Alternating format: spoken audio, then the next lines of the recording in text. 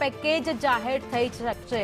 તો ખેડૂત રાહત પેકેજ મુદ્દે સંદેશ ન્યૂઝ પર સૌથી મોટા સમાચાર। આજે મોડી સાંજ સુધી રાહત પેકેજની જાહેરાત સરકાર કરી શકે છે। અત્યાર સુધીનું સૌથી મોટું રાહત પેકેજ જાહેર થાય તેવી પૂરેપૂરી સંભાવનાઓ છે।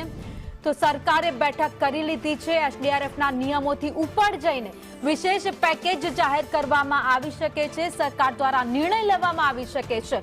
મુખ્યમંત્રી ભૂપેન્દ્ર પટેલની અધ્યક્ષતામાં બેઠક મળી હતી। જો કે નુકસાનીના જે રીતે આંકડા સામે આવી રહ્યા હતા એ વખતે પણ મુખ્યમંત્રી જ્યારે વિસ્તારોની મુલાકાતે પહોંચ્યા હતા ત્યારે તેમણે કહ્યું હતું કે અમે હંમેશા ખેડૂતોને પડખે છીએ। ખેડૂતોની તમામ સ્થિતિ ઉપર અમે ધ્યાન રાખી રહ્યા છીએ। જે નુકસાન થયું છે અમારા ધ્યાનમાં છે, એટલે જ અમે તાત્કાલિક સર્વેનો ઓર્ડર આપી દીધો છે, આદેશ આપ્યો અને તેનો રિપોર્ટ પણ મંગાવી લેવામાં આવ્યો છે। હવે મુખ્યમંત્રીની અધ્યક્ષતામાં બેઠક થઈ ચૂકી છે અને આજે સાંજ સુધીમાં અત્યાર સુધીનું સૌથી મોટું રાહત પેકેજ એ સરકાર જાહેર કરી શકે છે। ત્યારે જે ખેડૂતો માંગ કરી રહ્યા છે કે સહાય નહીં સંપૂર્ણ વળતર ચૂકવવામાં આવે, હવે સરકારે કયા આધારે નિર્ણય લીધો છે કદાચ સાંજ સુધીમાં ખબર પડી જશે કે ખેડૂતોને કેવી રીતે વળતર મળે છે કે પછી કે શું સરકાર નિર્ણય કરે છે। અત્યાર સુધીમાં જો સૌથી વધારે નુકસાન થયું હોય તો દક્ષિણ ગુજરાત અને સૌરાષ્ટ્રના જિલ્લાઓમાં છે, જ્યાં સૌથી વધારે વરસાદ વરસ્યો હતો।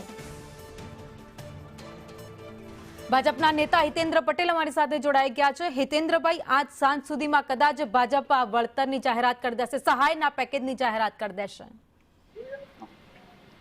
માનનીય મુખ્યમંત્રીશ્રીએ પરમ દિવસે સ્વયં સંધાન લઈને ટ્વીટ કરીને ગુજરાતના ખેડૂતો માટે માહિતી આપી હતી કે સરકાર પ્રોએક્ટિવલી કામ કરી રહી છે। સરકારના મંત્રીઓ, તંત્ર, મુખ્યમંત્રી ખુદ, કૃષિ મંત્રી ખુદ પણ પરિસ્થિતિનો તાજ મેળવ્યો છે। એટલે જે પ્રમાણેના વરસારા છે એ પ્રમાણે ઝડપથી આ દિશામાં ખેડૂતોને મદદરૂપ થવાય એવો પ્રયાસ સરકાર કરી રહી છે। આપણે આશા રાખીએ કે ખૂબ ઝડપથી એમને મદદરૂપ થવાય। સહાયની માંગ ખેડૂતો કરી રહ્યા છે હિતેન્દ્રભાઈ, પરંતુ આશા એવી છે કે આ વખતે વળતર ચૂકવો એવું કહી રહ્યા છે ખેડૂતો, કારણ કે નુકસાન ઘણું બધું થયું છે। મુખ્યમંત્રીજી જે વાત કરી છે એ પ્રમાણે જેટલું મહત્તમ મદદરૂપ થઈ શકાય એ પ્રમાણેનો પ્રયાસ સરકાર કરશે। વાત એવી પણ સામે આવી છે કે એસડીઆરએફના નિયમોથી ઉપર જઈને કદાચ સરકાર આ વખતે નિર્ણય લઈ શકે છે।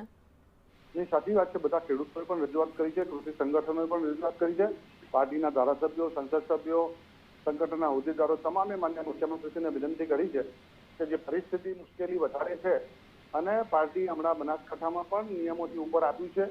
એના પહેલા ગત ઓગસ્ટ, સપ્ટેમ્બર, ઓક્ટોબરના પેકેજમાં પણ નિયમોથી ઉપર આપ્યું છે। અગાઉ તાઉતે વાવાઝોડામાં, બિપરજોય વાવાઝોડામાં પણ સરકારે જ્યારે બાગાયતીમાં વધારે નુકસાન હતું ત્યારે ગુજરાત સરકારના પોતાના ફંડમાંથી પણ સરકારે મદદ કરી છે। આ વખતે પણ સરકાર અગાઉ કરી હતી એના કરતાં પણ સારી મદદ કરવાની એની મનસા છે। આભાર, અમારી સાથે જોડાયા। મુખ્યમંત્રીની અધ્યક્ષતામાં બેઠક થઈ ચૂકી છે। સાંજ સુધીની હવે રાહ જોવાઈ રહી છે। વિઠ્ઠલ દુધાત્રા કિસાન સંઘના નેતા અમારી સાથે જોડાઈ ગયા છે। વિઠ્ઠલભાઈ, સંદેશ ન્યૂઝમાં આપનું સ્વાગત છે। આશાઓ ઘણી બધી છે સરકારના રાહત પેકેજથી, શું કહેશો? ચોક્કસ અત્યારે સાર્વત્રિક રીતે ગુજરાતની અંદર કમોસમી માવઠાના હિસાબે બહુ મોટું નુકસાન દરેક પાકમાં અને લગભગ ગુજરાતના દરેક જિલ્લાની અંદર નુકસાન થઈ ગયું છે। એવા સંજોગોની અંદર સ્વાભાવિક રીતે 100% જેવું નુકસાન થયું હોય અને લગભગ બધા જ લોકો અત્યારે એક સારી અપેક્ષા અને આશા સરકાર પાસે રાખી રહ્યા છે। એમાં ભાજપના પણ ઘણા બધા ધારાસભ્યો છે, નેતાઓ છે, એને પણ માગણી કરી છે અને વિરોધ પક્ષના નેતાઓએ પણ ખૂબ મોટી અપેક્ષા સરકાર પાસે રાખી છે। સંગઠન દ્વારા પણ, ખેડૂતોના સંગઠન દ્વારા પણ સરકાર પાસે એક મોટા મદાર રાખી રહ્યા છે। એવા સંજોગોની અંદર આપણે અપેક્ષા રાખીએ કે સરકાર કોઈ પણ નિયમને ઊંચે મૂકીને પણ એક વળતર રૂપ, દાખલા રૂપ વળતર આપે એવી અપેક્ષા છે।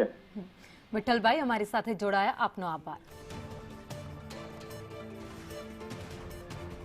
કોંગ્રેસના નેતા મનહર પટેલ અમારી સાથે જોડાઈ ગયા છે। મનહરભાઈ, સંદેશ ન્યૂઝમાં આપનું સ્વાગત છે। લાગે છે દર વખતની જેમ વાત કરવામાં આવે છે સહાયની, આ વખતે પણ ખેડૂતોને પૂરતી સહાય મળશે? આપનો સવાલ જ એટલો બધો ચિંતા ઉજાવે છે કે દર વખતની જેમ આપે છે અને જાહેર કરશે। આ પ્રશ્ન મારો છે, કારણ કે હજી અત્યાર સુધી તો હજી કોઈ એવી અપેક્ષાથી ભરેલી વાત ખેડૂતોની હોય અમારી તો સમજ્યા નથી। પણ ખેડૂતોની લાગણી અને ભાવના સાથે જે નુકસાની જાય છે એના પ્રત્યે કૃપા કરવી જોઈએ. માય બાપ તરીકે સરકારની ફરજ છે જે હજી સુધી નિભાવી નથી. કારણ કે આજે તો હજી પેકેજ જાહેર કર્યું નથી, ચર્ચા કરી સરકારશ્રી, મુખ્યમંત્રીશ્રી બધા લોકોએ એક નિર્ણય લીધો છે. પણ એક ખેડૂતના દીકરા તરીકે અને એક પ્રશ્ન એક નેતા તરીકે એક મારી નાની એવી એક માંગ એવી છે કે સરકાર કોઈ પણ કાયદાની પરિયુમાં રહીને સર્વે કરે, એનો વળતરના ચૂકવવાના કાયદા જોવે, બધું જોવે, પણ એમાં જો સંવેદના નહીં મૂકે અને વગર સંવેદના એ પેકેજ જાહેર કરશે તો એ પેકેજમાં કશું હશે નહીં, એવી મારી સમજ છે.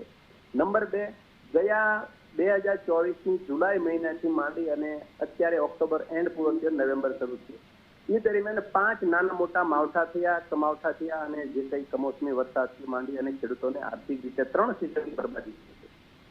2 ખરીફ થયું ને 2 રવિ થયું. આ તમામની અંદર આપ પણ જાણો છો ગયા વર્ષે કેટલું કેવું વળતર મળ્યું હતું, કેવો સર્વે થયો હતો, કેવો સર્વેમાં ડિલે થયો હતો ને બધું. તો સરકાર પાસે પૂરતી મશીનરી નથી, સરકારની મનસા શુદ્ધ નથી. આ માનસિકતાથી હું અત્યારે બેઠો છું. રખે ને કાલે અત્યારે કલાક પછી 2 કલાક પછી સારું એક પેકેજ જાહેર કરે, એની અંદર 1 વીઘે એક કપાસની ખેતીને ગણતરી કરીએ તો 50-55 હજાર રૂપિયાનો ખર્ચ અને આવકનો સરવાળો થાય છે. એટલું આપી દે, 96,000 કરોડ રૂપિયાનું ગુજરાતના ખેડૂતોમાં જે દેવું છે એ દેવામાં રાહત કરી દે અને ખેડૂતના મોઢા ઉપર સ્મિત આવે, એ માંગને લઈ અને ખેડૂતો બેઠા છે કે અમને કંઈક રાહત આપે. ખેડૂતના ખેતરો પર ખેતી કરવા માટે આવતી સિઝન સુધી ખેતરમાં મૂકી શકાય એવી પરિસ્થિતિ.